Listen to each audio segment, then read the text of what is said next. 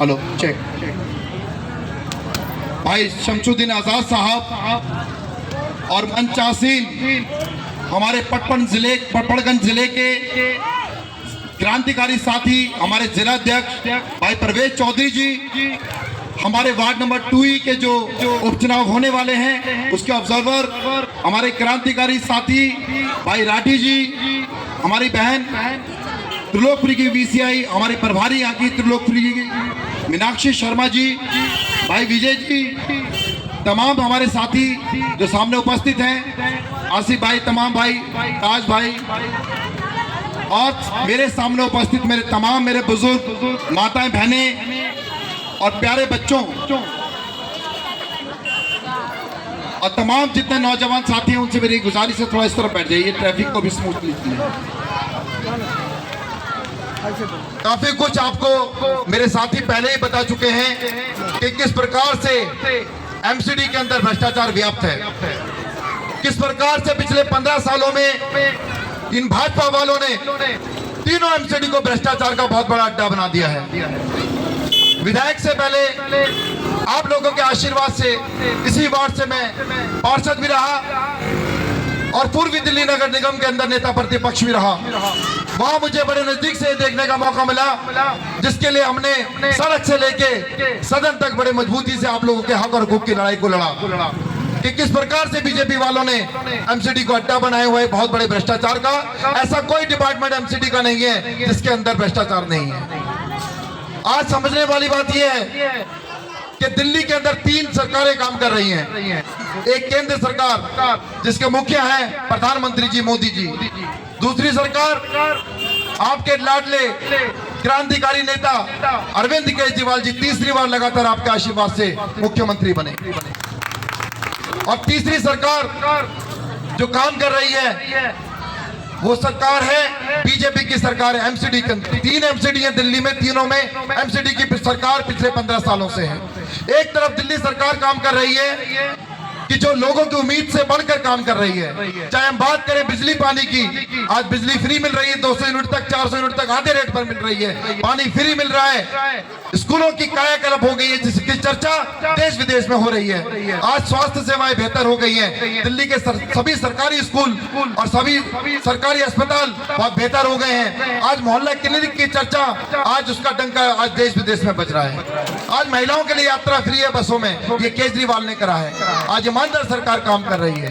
आज कहीं से कहीं भी चली जाती है हमारी बहन, बस के अंदर बैठकर, चाहे AC बस में जाए, चाहे कैसे भी बस में दिल्ली सरकार की DTC की बस में जाए, चाहे कलस्टर बस में जाए, सब में किराया फ्री है। फ्री के नहीं है बहन जी, ये किसने करके दिखाया?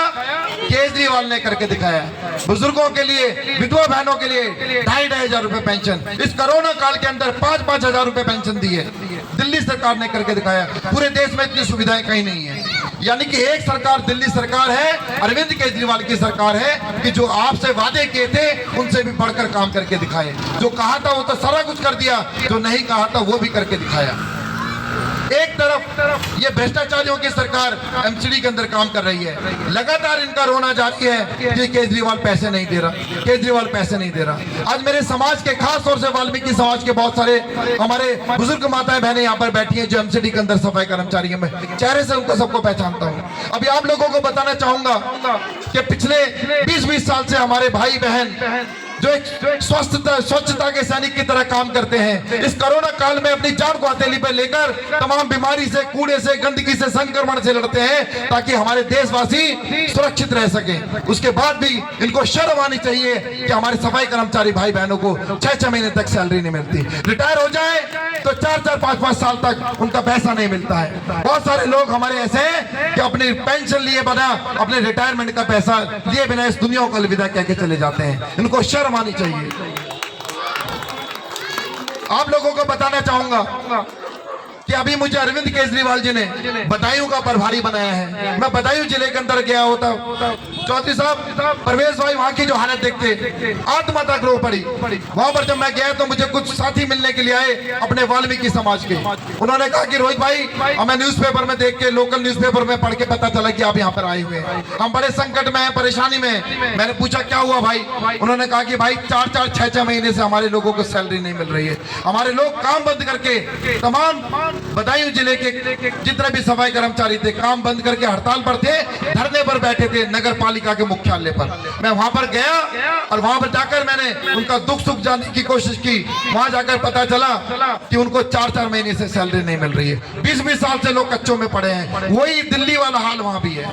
मैंने उनसे पूछा कि आज जो भी आपकी हालत है उसके लिए हम खुद जिम्मेदार हैं। क्यों जिम्मेदार है? क्योंकि हम ऐसे लोगों को सत्ता में बैठा देते हैं कि जो बाद में हमारा खुद खून पीते हैं। आज मैं उस समय मैंने उनसे पूछा कि उत्तर प्रदेश के बदायूं की भी आपको बात बता दूं कि वहां सफाई कर्मचारियों को 6-6 महीने तक सैलरी नहीं मिल रही है। 20-20 साल से कच्चों में पड़े हुए हैं। मैंने उनसे कहा कि यहाँ पर नगर पालिका का चेयरमैन बीजेपी का है, विधायक भी बीजेपी का है, सांसद भी बीजेपी का है, मुख्यमंत्री भी बीजेपी का है, सरकारी तंत्र पूरी सरकार बीजेपी के है, उसके बाद भी आपको समय पे सैलरी नहीं मिल रही है। इसके लिए कौन जिम्मेदार है? ये वही बीजेपी वाले जिम्मेदार हैं। यहाँ तो कोई केजरीवाल नहीं बैठा कि जिसको 13,000 रुपए करोड़ आपसे लेने हैं। मैंने उन्हें समझाया अपने समाज के तमाम लोगों को कि जहां जहां बीजेपी वालों की सरकार है वहां वहां हमारे समाज का शोषण है। ये नहीं सोचते कि दबे कुचले समाज के लोग आगे बढ़े, ये नहीं सोचते कि सफाई कर्मचारियों के बच्चे भी आगे बढ़े, पढ़ लिख के बड़े अफसर बने।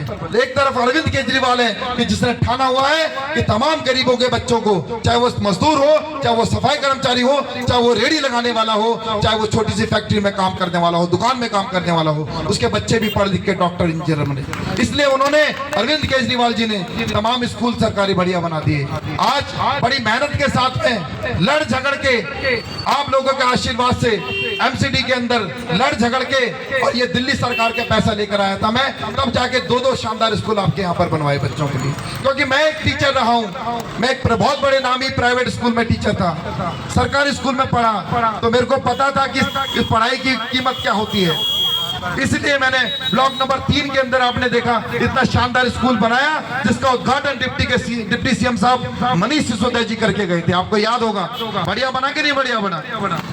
ब्लॉक नंबर 6 के सामने भी आप देखो, मदर डेयरी के सामने, वो भी स्कूल कितना शानदार बन गया है। 3 टप्पड़ वाला स्कूल हुआ करता था जिस समय मैं जीत कर आया था भाई जी। आज ये दोनों स्कूल बड़े शानदार बनाए। क्यों बनाए? इसलिए बनाए कि आज हमारे जितने नेता हैं, अरविंद केजरीवाल जी, मनीष सिसोदिया जी, उनका यही सपना है कि गरीबों के बच्चों को अच्छी शिक्षा मिले। इसीलिए हमने सबसे पहले अपने स्कूलों को सुधार किया। आज बाजू वाले वार्ड में चले जाइए जहाँ बीजेपी वाले पार्षद बैठे हैं, सारे के सारे लैंटरों पे उगाई करने में लगे हुए हैं। कोई भी आदमी अपने घर पे 4 ईंटें लाके डाल देगा, 2 सीमेंट की बोरी लाके डाल देगा, सूंघते सूंघते पहुंच जाते हैं। इतने दलाल उन्होंने बैठा रखे हैं। आज हमारे यहाँ पर कोई घुस तो जाए। एक जेई आया था अभी पिछले, अभी उसको मैंने सस्पेंड करवाया भाई जी। तमाम तरह के इस तरह की जितनी चीजें चल रही हैं, ये हमारे समाज को दबाने के लिए कर रही हैं। तो आज आप लोगों से मेरी ये दरख्वास्त है कि अभी हमारे इस वाले वार्ड में उपचुनाव होना है। उपचुनाव मतलब कि आपका बेटा रोहित मेहरोली यहाँ से पार्षद था, अब आप लोगों के आशीर्वाद से विधायक बन गया, तो ये सीट खाली हो गई है। अब इस सीट के ऊपर फिर से चुनाव होना है। तो जो भी हमारा साथी यहाँ से चुन के आए, आप लोग वैसे आशीर्वाद देंगे, वैसे प्यार देंगे जैसे अपने बेटे रोहित मेहरोली को अपने आशीर्वाद दिया।